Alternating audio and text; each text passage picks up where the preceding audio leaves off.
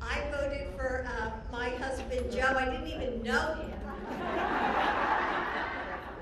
And thank God I voted for him. So, and honestly, Don, when you speak, doesn't poetry just come out of her mouth? I mean, you are one impressive woman. Thank you so much.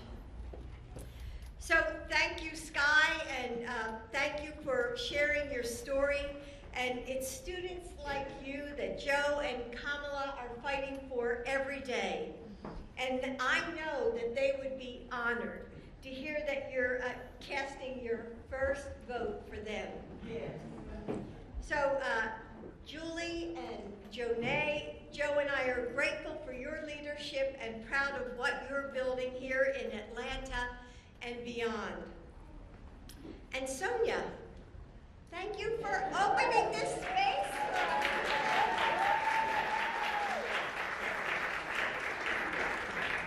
So it's no accident that Georgia is where we've chosen to launch the Women for Biden, because 4 years ago, Georgia, you put us in the White House.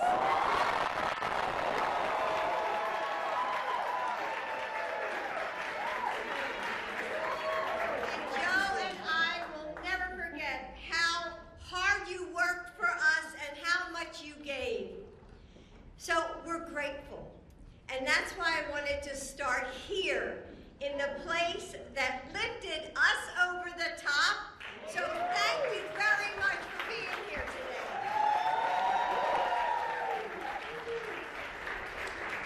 So when I was growing up in a suburb outside of Philadelphia, anybody here from Philly? Oh, a couple people, yay!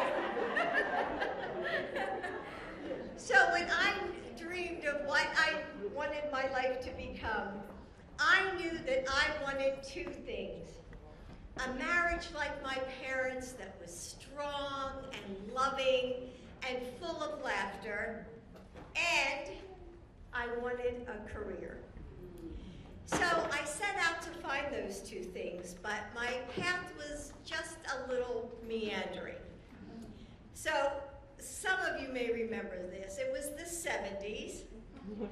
Okay, a couple heads are shaking. So it was Vietnam, love beads, and equal rights.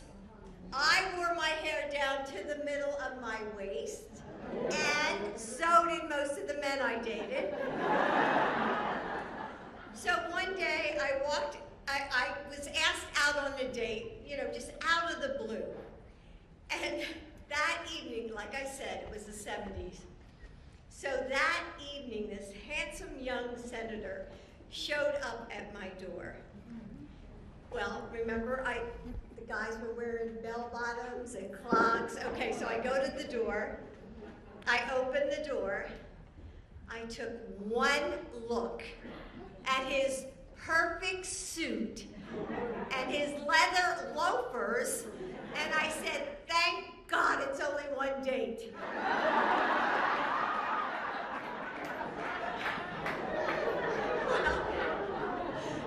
One date eventually turned into a marriage proposal, and if I'm being honest, it was 5 proposals, because this was really not a part of my plan. And more than that, it wasn't just my heart that was on the line. As many of you may know, years before, Joe's wife Nelia and baby daughter were killed in a car accident. And the boys, Bo and Hunter, had to be in the hospital for several months. And after all that they had lost, I knew that if I said yes to Joe's marriage proposal, that it had to be forever. And eventually I realized that my love for Joe and the boys outweighed any fears I had, and I said yes.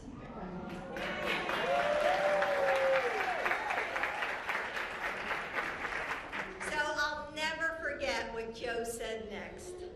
He said, I promise you, your life will never change. Of course, course, that was proved to be wildly untrue.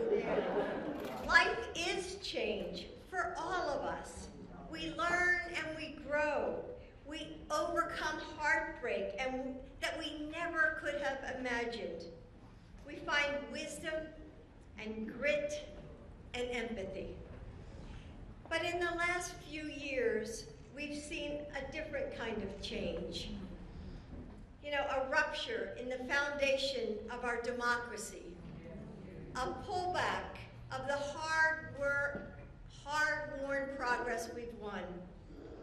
We are the first generation to hail a century, for half a century, to give our daughters a country with fewer fights than we had, and fewer rights. Okay, I'm gonna have to put on my glasses. I can't see this. Okay, now I can see. All right, now I'll start that line over again. So we are the first generation in half a century to give our daughters a country with fewer rights than we had. Book bans, voting laws gutted, court decisions that strip away our most basic freedoms. But circumstances is not destiny. 4 years ago, critics said that we couldn't win. But here in Georgia, they told us that a Democrat hadn't won in 30 years. But Georgia, you know what? You proved them wrong.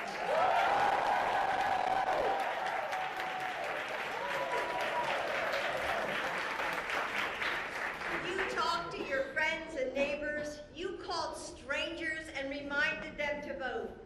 You put on masks and hopped on Zooms. You raised money and changed minds.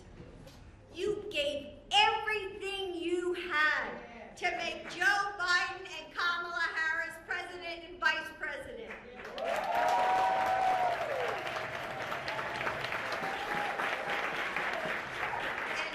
And we won by just 12,000 votes. Women put Joe Biden in the White House.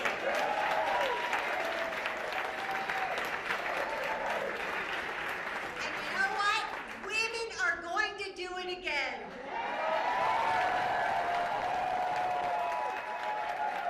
Because we know what's at stake.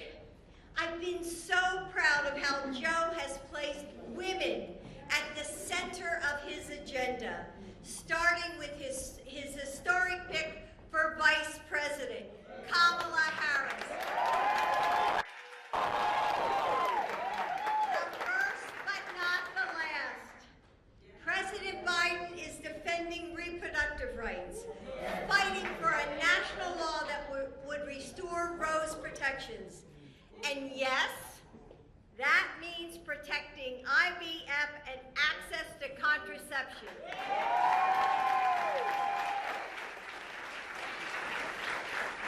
And he's accomplished so much more, making child care more affordable, creating access to maternal health services, appointing Ketanji Brown Jackson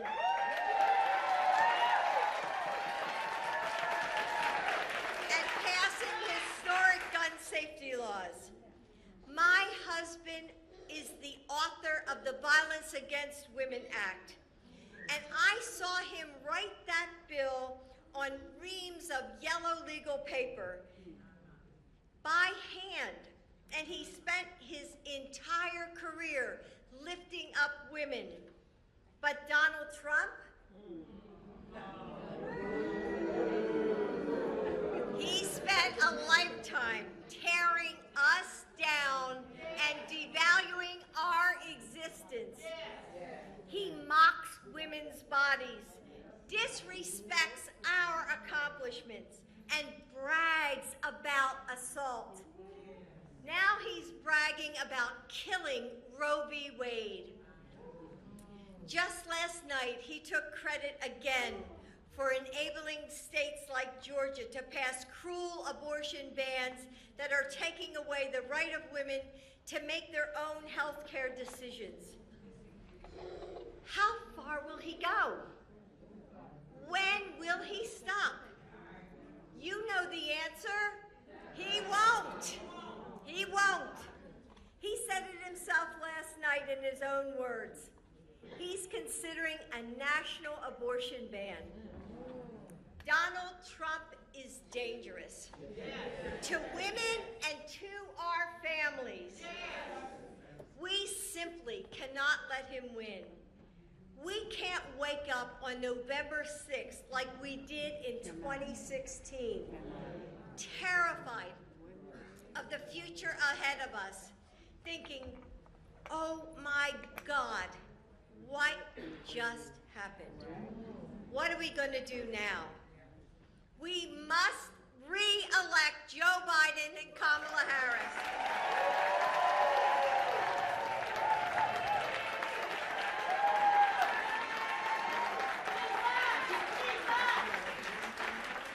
So how are we going to do it? Well, just look around you. Women for Biden-Harris. We're going to do what we did in 2020 and 2022. We're going to talk to our friends and we're going to tell them why this election is so important. We're going to tell them what's at stake. Sign up for phone banks and canvassing shifts. We're going to meet this moment as if our rights are at risk, because they are. As if our democracy is on the line, because it is. We will decide our future. Because here's the thing about men like Donald Trump. They underestimate our power because they don't understand it. They see how we lead through collaboration by empowering others. They see that as weakness. But we know that our community is our strength. They see our empathy and our compassion as vulnerability. But we know that what gives us the clarity to fight, we fight for what is right. They think our love for our children makes us soft. But we know that these are the lives that light a fire in our hearts, that makes us fierce and unafraid.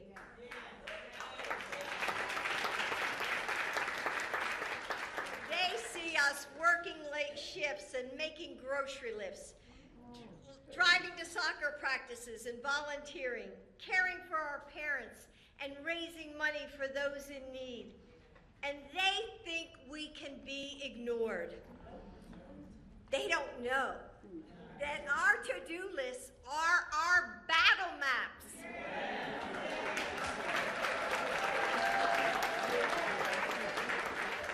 And when our daughters' futures are at stake, when our country and its freedom hangs in the balance, we are immovable and unstoppable.